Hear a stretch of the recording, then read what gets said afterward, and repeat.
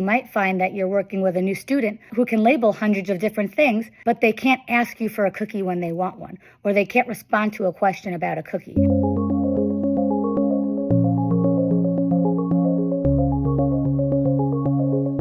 Hi everybody, I just wanted to share some information regarding the VB map that I think will be helpful when you're creating programs with learners that have autism or other disabilities that impact their language. I've done posts before explaining what the VB map is, and this is not a post that's going to do that. If you'd like that information, you can go back to a previous post or message me. The VB map stands for the Verbal Behavior Milestones Assessment and Placement Program. And what it is an assessment based off of B.F. Skinner's analysis of verbal behavior, in which he said language is a behavior. There's a reason why we say the things that we say. So rather than just breaking it down into expressive language and receptive language, he further broke it down into different things called verbal operants. I'm not going to explain what all those are now, but I'm going to give you an example of what I mean when I say language is a behavior. And there's a reason why we say the things that we say. I just drew this, so please excuse my presentation. But for example, if you took the word cookie and you broke it down into all of the different verbal operants, there are many different reasons why you might say the word cookie. You can ask for a cookie when you want it. That's a demand. You can label a cookie when you see one, or you can label a cookie when you smell them. You could say, oh, I smell cookies. You can respond to somebody as an introverbal when they say, what do you want for dessert? You could say a cookie.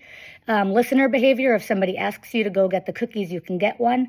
You can imitate the sign for cookie. So there's a lot of different reasons why we might say the word cookie, and there's a lot of different conditions under which we might say the word cookie. They all serve different purposes. However, kids with autism or other language disabilities don't necessarily generalize the term cookie into all of those other verbal operants.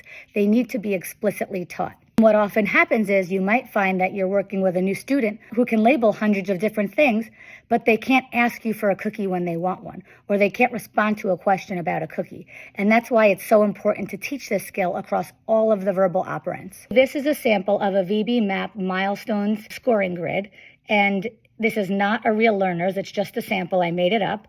This is a level 1 learner who has skills within 0 to 18 months, a level 2 learner that demonstrates skills from 18 to 30 months, and a level 3 learner which shows skills from 30 to 48 months. So the VB map breaks down all of the different verbal operants that you can assess your learner on, and it also breaks down other skills such as social skills, play skills, math, reading, and whatnot as you get across to different operants. So taking this pretend learner's grid, for example, if this were an actual grid from a learner, and you see this learner is particularly strong in labeling, they go all the way up into this category, into a level 2 learner with labeling, tacting.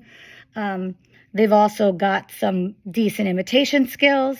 Their social skills and play skills are okay, but their manding skills need some work. They're not asking you for the things that they want. What Dr. Sundberg explains in the VB map is that rather than just continuing to teach this learner to go all the way up in his labeling repertoire and just focusing on that, we need to teach this learner how to use language in all of the different verbal operants. So not only do we need to, yes, teach this learner up, but we also need to teach this learner across, and we need to fill in all of these boxes that are missing.